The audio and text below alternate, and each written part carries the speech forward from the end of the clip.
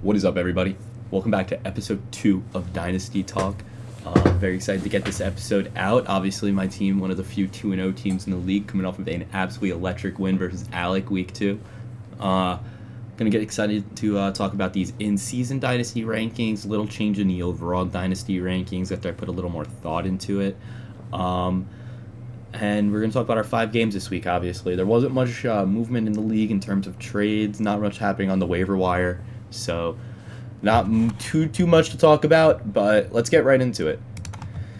To start, we're going to have our overall Dynasty rankings, and when I'm looking at these ones, I'm just going to bring up what I had last week, and a couple of the changes I made was I did move Riley above Pinto, which, again, I put a little more thought into that, and I do think Riley's team in a little more long-term longevity over Pinto's, especially with all the depth that he has. So I did want to move Riley up one spot there. I also moved Poria up one spot over Sweeney. A little bit of bias in there because of how well Poria is doing this year and because of the players that they have. I also see that Sweeney isn't doing that well this year, and I mean, it's like one of those things where it's like he has Marv, Poria's Jamar, like he has Lamar Jackson, Poria's got Jordan Love though still, like there's still like Kenneth Walker on his squad compared to really Kyron Williams, like, and he's got a lot more older players, Sweeney on his end. I could see Sori still has like Jordan Addison, a lot of good depth on that bench, Tavion Sanders, Braylon Allen, Charbonnet. So I am going to put Poria above Sweeney just because they are winning a little bit with this team too, while Sweeney probably isn't going to win that much with his team. But a big mover I probably had though was I moved Jeremy down 2 spots. And the reason I did that was because of the Joe Burrow injury.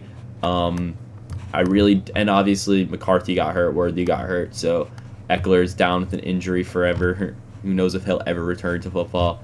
But Burrow's injury is pretty brutal for the culture of your team, especially in a Dynasty League. You don't know how he's going to come back and play. So I'm excited to see what happens there. Not excited, obviously it's a terrible outcome, but I'm excited to see what happens with Joe Burrow in the future. Will they finally give him an offensive line? You don't really know, but that is a big question mark on Jeremy's end now for his team and how Burrow is going to recover from this injury. So I did move him down a little bit. But really, again, not much movement on these Dynasty Power Rankings. You're not going to see it a lot until there are some major moves within the season. But for right now, this is all we have. A little bit of movement, but not too much movement. But we are going to move into our in-season Dynasty Rankings where, once again, not a lot of movement. And that's because you see, like, kind of tiers in our league. And I would say the first tier of our league is about those first 5 teams right now, where I did move Riley down 2 slots. He is 0-2 right now. It is a really hard start to deal with, especially, like he said, his own managerial decisions, which is absolutely brutal. I'm not going to hold that against Riley, because at the end of the day, he's not making bad decisions. He's just getting pretty unlucky with them. And when you have so many guys on your bench, it is actually kind of crazy to think that like every one of those guys hoops except for the guy you play. That's just unlucky. I'm not going to pin that on Riley. But I am going to move him down a little bit just because he is 0-2 compared to Alec and Tyler, who are 1-1. Obviously, if Riley pulls off a win this week versus Alec, which I'll get into in a little bit, he'll definitely move right back up these rankings, potentially into that 3 slot with a massive win like this. But moving down, Sweeney kind of stays the same at that 6 hole, very, very mid-team in my opinion. It's not in that upper echelon of teams yet, so I can't really move him into that top 5 unless he starts winning a lot of games. Poria, I did move up a spot along with Scott to come off with Big's win this week, while Jeremy lost a lot this week, so I did move Jeremy down. Obviously, those in-season rankings, like, he's losing Burrow, would have moved him down more if he didn't have Keyshawn and Panchez in this league, who those teams are so far gone with their tank right now that Jeremy's team, even with the depth that he has, still looks better on paper than what they got. So I didn't move Jeremy down all the way, but that is where I have Jeremy right now. Overall, not much movement. Once again, I really don't know how much movement we're going to see in Dynasty. It's not as, like, there's not as much kind of movement, or I don't really know the right word or anything, but I would say movement for now within these rankings because of how these teams are kind of positioned into tiers. Like right now, Jeremy falls into that bottom tier with Keyshawn, Panchez into that 9 hole. Because even Scott, I guess he winning some games here and there, which is where I put him in that Poria, Sweeney kind of mid-tier hole. And then obviously you have those first 5 teams, which are in that upper echelon to me. So you got to really prove yourself to crack that top 5 in this league, and it's really not hard to kind of see these like 8 to 11 ranked teams. Scott kind of breaks that tier a little bit to kind of put these teams down at the bottom. You won't really see them move up because it's not their intention to win this year.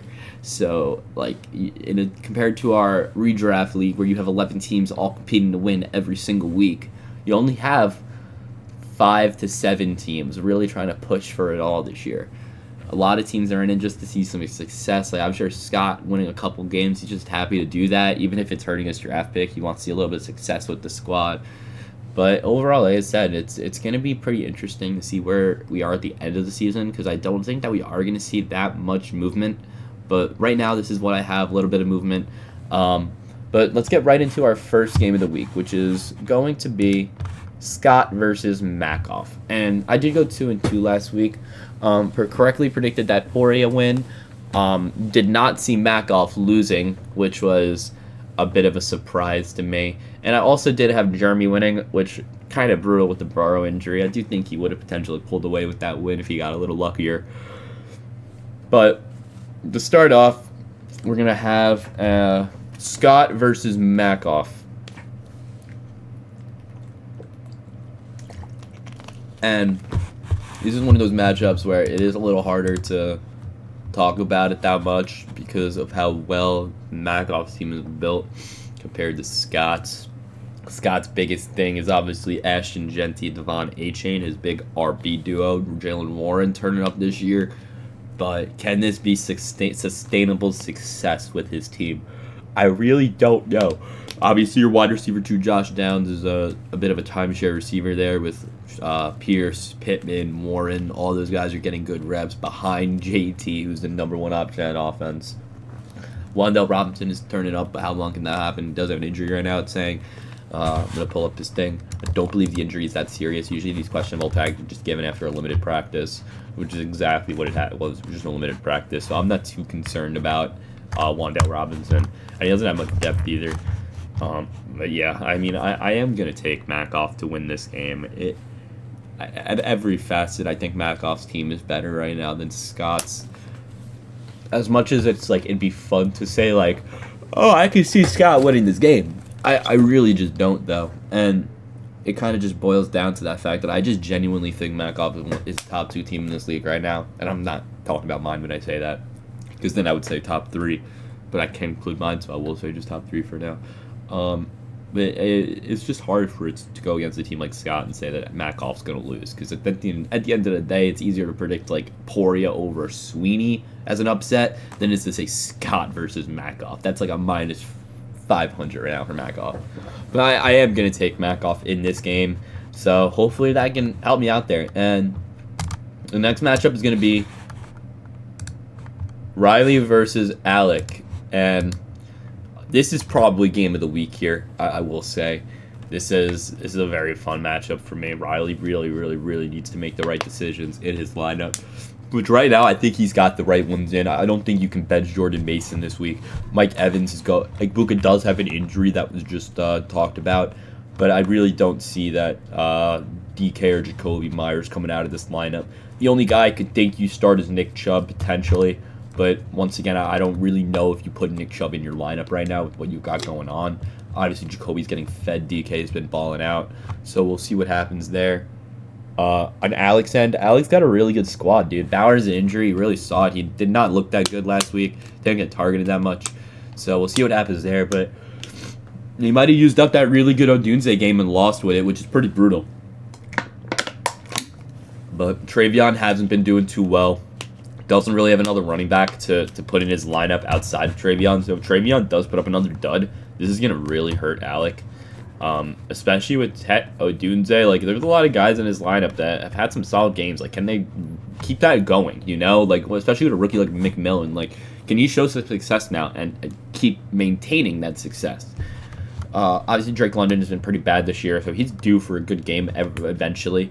And Riley has Penix, so, I mean, you're kind of hoping that it's like a Kyle Pitts day or a Darnell Mooney day if you're Riley. I mean, I really just I like Riley's team, dude. He's projected to win right now versus Alec. I think that the RB difference is going to be huge. I think Barisa's due for a good day. I think Chase Brown is due for a good day.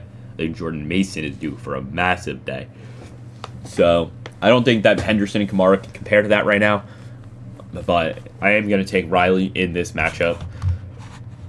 So I'll be taking Makoff and Riley so far to win this week. And you're seeing a lot, like, this is probably the closest matchup we'll see, which is probably this is easily going to be the closest matchup in my opinion. But moving into game 3, I'm going to Pinto versus Panchez. And this is, like, where I don't even want to, like, waste your guys' time watching this video. And that's where, like, yeah, I mean, once again, I don't want to waste your time. I'm just going to say Pinto wins this matchup.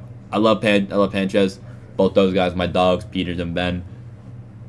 Your team is kind of trashed right now. You're going against the best team in this league, arguably. So I just can't pick you to win, and I don't really want to talk about it too much because am I going to sit here and say, oh, dude, it might be Manung guy's week finally. Like, yeah, he's got McCaffrey, though, going up against that. So good luck. But yeah, I am going to take Pinto in this one. Quick little talk about it, less than a minute, but there ain't much to say. There really ain't much to say. Moving into our 4th game, though, we're going to have Tyler versus Jeremy. And this is another one where it's like, it's just very unlucky. I like Tyler's team a lot going into this year. He's picking up Darnell Mooney to put in his lineup right now. Obviously, Rashee Rice will fill that role at one point later in the season. Week 7, I believe. But I just think that Jeremy's team is just banged up right now. He's starting Scatterbusy. Jake Browning at QB2. He doesn't have Worthy in his lineup either. He's got a solid lineup, but it's just like guys that haven't been playing well yet, like Travis Hunter. So DJ Moore really hasn't been. Shit. I am yawning. Holy crap. DJ Moore has been amazing. Ricky Pearsall has been solid, but you kind of wish to see him take that really big next step into his game. But right now, I do think that Tyler does have the better team. So I am going to take Tyler to win this one. And moving into our 5th and final game of the week, we're going to have Sweeney versus Keyshaw. And here we got the two big boys going up against each other. I don't even know if they watch these videos. I know everyone else does from the redraft. If you guys are watching, thanks for tuning in. It's nice to see you guys. I would love to see you guys get more active, obviously. But again, I think this is just another beat up on me matchup because Keyshaw doesn't have the running backs, Ray Davis and Sampson. Obviously, Sampson's been doing well for him to get him a win, but he doesn't have a running back. Ray Davis is getting like 3 carries. Sampson's not going to get a lot of carries now that Judkin's back. So I am going to take Sweeney. And I think Sweeney gets his first win of the season, which I think it is kind of crazy to say that Sweeney is 0-2. I don't hate Sweeney's team. I mean, he is my 6th ranked team. I think he's got some potential to win some games and some tough matchups. Obviously, Rattler as your QB2 is absolutely devastating right now. I don't really know. If anybody's at this point watching the video, I don't remember who Sweeney had as his QB2 last year. Because I know for a fact it wasn't. Oh. He had Will Levis. That's what it was. He had Will Levis. That's tragic. That really is tragic, Sweeney. Wow. But I think you've got a solid team, though, overall. Like, Marvin Judkins for some youth with Kyron and Lamar. You can build a team around that, dude. Like, any team can really win if you've got, like, a solid core on you. And he's got a solid core. If you can just build around it, he's not too far gone. But I do like Sweeney to win this week over Keyshaw. So I'm going to take that. Just to recap you guys on all my picks, I'm taking Sweeney over Keyshaw. I'm taking Riley over Alec. I'm taking Pinto over Panchez. Tyler over Jeremy. And Makoff over Scott. So that is going to be all. Very quick video for you guys today, about 15 minutes. I do like these little quick Dynasty chats. Obviously, if anything major goes on in our Dynasty leagues or stuff, I am going to talk about it a little more. It is easier to go into redraft when all the teams are so much more similar to each other. But a lot of these matchups have been blowouts. When we do see some good matchups like Pinto versus Makoff, my team, I'll start throwing my teams in here some games when we have a tough matchup. I didn't throw the screenshot in, but obviously it's me versus Poria this week. I do think my team is going to come out on top. I do like what Poria is building, though, obviously, so I've taken them. I took them to win last week, go 2-0. I think they have a chance to upset me this week, dude. Like, it's not a crazy thing to say, but I do think that I am going to come out on top, obviously.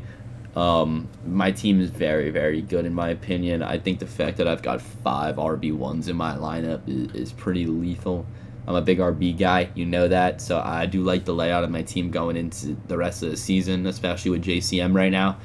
So we'll see what happens there, but that is just, I just wanted a quick shout out, not just so everyone to hear my little thoughts. I had a little extra minute to the video, but thank you guys all for watching. I hope you guys tune in next week to Dynasty Talk episode 3. Got this one out a little later, obviously, but I was recording my other video on Comp Alpha Week 3. If you want to go check that out, that'd be nice. That's a fun little league that I run, obviously, so I would love all the support on all my videos if you guys can do that. Remember to subscribe if you aren't subscribed. I really want to get my subscriber count up, so everyone, if you could please subscribe, that'd be awesome at this point in the video. Also, like up the videos. Every like matters, every subscription matters, so if you guys want to keep seeing me do these videos, I mean, they are fun for me. I would like to see a little love and support, though. Obviously, only 6 subscribers right now, so that is pretty tragic. So, I just want to get that up. But overall, thank you guys for watching, and I will see you guys next week.